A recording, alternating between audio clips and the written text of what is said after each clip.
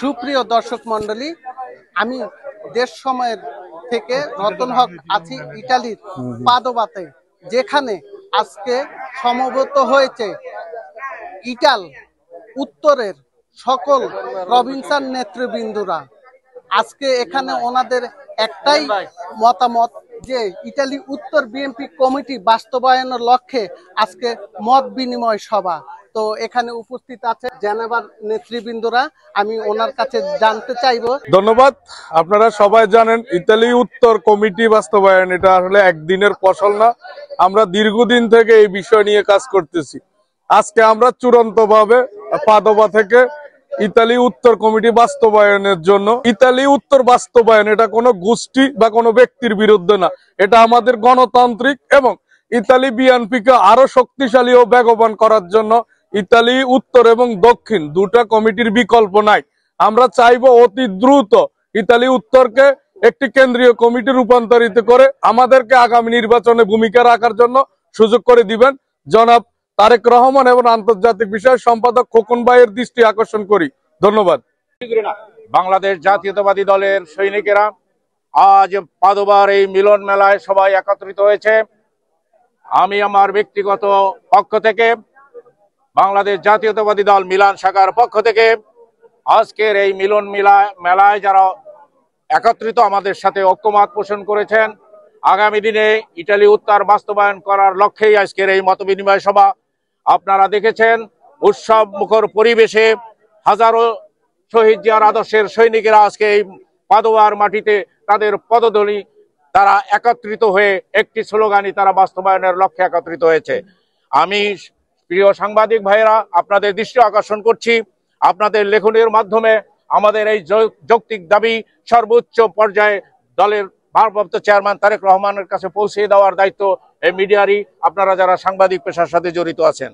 আর দলের সকল নিবেদিত প্রাণ যারা দীর্ঘদিন লড়াকু সৈনিকের মতো রাজপথে সেই বরফের ভিতরে ঠান্ডার মধ্যে এই ফ্যাসিস্ট রংহেডেড হাসিনার পতনের জন্য কাজ করেছেন, আজ শেখ হাসিনা পালিয়ে গিয়েছে এবং সেই পালানোর পরবর্তী পর্যায়ে এই আন্দোলনের রত যারা ছিল তাদের আজকেই হলো সেই উৎসব এবং মিলনমালা। সবাইকে অনুষ্ঠানে আমার পক্ষগত থেকে এবং সবাইকে ধন্যবাদ। আজকে আমরা বাংলাদেশ জাতীয়তাবাদী দল ইটালি উত্তর কমিটি বাস্তবায়নের লক্ষ্যে পাদোবা প্রভিন্সে একটি মত বিনিময় সভা করতেছি। এই সভায় বাংলাদেশ জাতীয়তাবাদী দল উত্তরের সকল প্রভিন্সের নেতৃবৃন্দ যারা এখানে আসছেন, আমরা আপনাদেরকে আন্তরিকভাবে ধন্যবাদ জানাচ্ছি এবং আমাদের আগামী দিনে যে লক্ষ্য, সেই লক্ষ্য পৌঁছানোর জন্য আমরা সবাই মিলে একত্রিত কাজ করব এবং দলকে সুসংগঠিত করব এবং শহীদ জিয়ার হাতকে, শহীদ তারেক রহমান, শহীদ জিয়ার যে সংগঠন এবং যে আদর্শটাকে বাস্তবায়ন করার লক্ষ্যে আমরা সবাই মিলে একসাথে কাজ করব এবং তারেক রহমানের হাতকে শক্তিশালী করার লক্ষ্যে আজকের এই আমাদের মত বিনিময় সভা। আমরা কোনো দল বা দলের মধ্যে বিভক্ত চাই না, আমরা চাই দলকে শক্তিশালী করার জন্য আমাদের কার্যক্রম থাকবে। আশা করি আমরা আমাদের যারা দলের ভাই বোনেরা আছে তারা বুঝতে পারবে যে সময়ের জন্য একটা উপযোগী অনুষ্ঠান আমরা আজকে করতেছি। এটার জন্য আপনারা সবাই একত্রিত মিলে আমাদের যে প্রাণের দাবি, সেই দাবিটাকে আপনারা তুলে ধরবেন এবং বাস্তবায়ন করবেন। আমরা চাই আগামী দিনে ইটালি উত্তর বিএনপি যত তাড়াতাড়ি বাস্তবায়ন হবে, তত তাড়াতাড়ি ইটালির উত্তরের বাংলাদেশ জাতীয়তাবাদী দলের সকল কর্মীদের মনের আশা, মনের যে ভালোবাসা, যে মনের দলের প্রতি যে সহানুভূতি, সেটা প্রকাশ পাবে। কারণ আমরা দীর্ঘ 14 বছর বললে ভুল হবে, 2009 সাল থেকে 2014 সাল পর্যন্ত আমরা এই জিয়ার সৈনিকেরা রাস্তায় সংগ্রাম করেছি। এখন আমাদের সাথে অনেক লোক আসবে, আমরা তাদেরকে ফিরিয়ে দিব না, তারাও জিয়ার সৈনিক। যদি কেউ মনে করে আমরা এই দেশে এসেছি, আমরা হাইব্রিড, তাদেরকে মনে রাখতে হবে আমরা যারা জিয়ার সৈনিক, তোমরা আমাদেরকে চিনো না। আমরা রাস্তায় ছিলাম, আমরা ঘাটে ছিলাম, আমরা সারা ইউরোপে ছিলাম। ইতালি উত্তরের যদি জনগণ না যেত তাহলে কোনো অনুষ্ঠান কোনো জায়গায় হতো না।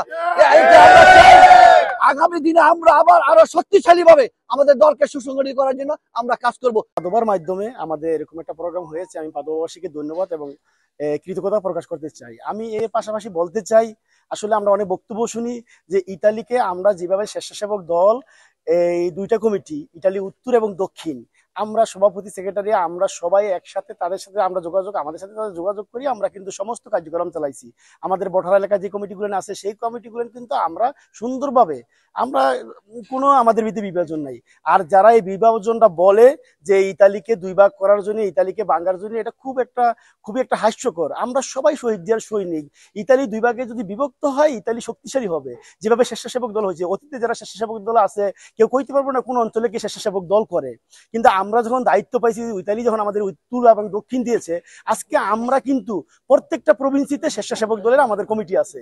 তা আমরা আমাদের উদ্বোধন কর্মকর্তা এবং দেশনায়ক তারেক রহমানকে দৃষ্টি আকর্ষণ করব যে ইতালি একটা বিশাল বড় দেশ, সেখানে যদি সৌদি আরবের সময় আমাকে ঢাকার যেই উত্তর দক্ষিণ আছে, বিভিন্ন দেশে আছে, সেই জায়গায় মালয়েশিয়া তো আছে, আমরাও চামু আমাদের ইতালিতে যেন দুইটা কমিটি দেয়। ইতালি শক্তিশালী হবে তারেক রহমানের হাতকে শক্তিশালী করার জন্য, শহীদ জিয়ার আদর্শের সৈনিককে আগামীতে যে নেতৃত্ব আনতে পারে, এই জন্য আমি এটা দৃষ্টি আকর্ষণ করবো। এবং বিশেষ করে আন্তর্জাতিক খোকন ভাইকে বলবো যে আপনি সুচিন্তা মতামত দিবেন যে ইতালিতে দুইটা ভাগ হইলে ইতালি অনেক শক্তিশালী হবে। ধন্যবাদ সবাইকে। যারা এসেছেন সকলকে আমার ধন্যবাদ।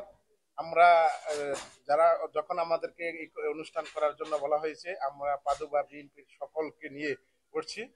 আমাদেরকে মিলান বিএনপির নেতৃবৃন্দ যেমন মনির ভাই, মামুন ভাই আমাদেরকে বলছিল যে এত বড় একটা অনুষ্ঠান আপনারা করতে যাচ্ছেন, আপনাদেরকে আমরা সার্বিক সহযোগিতা করবো, আর্থিক সহযোগিতা।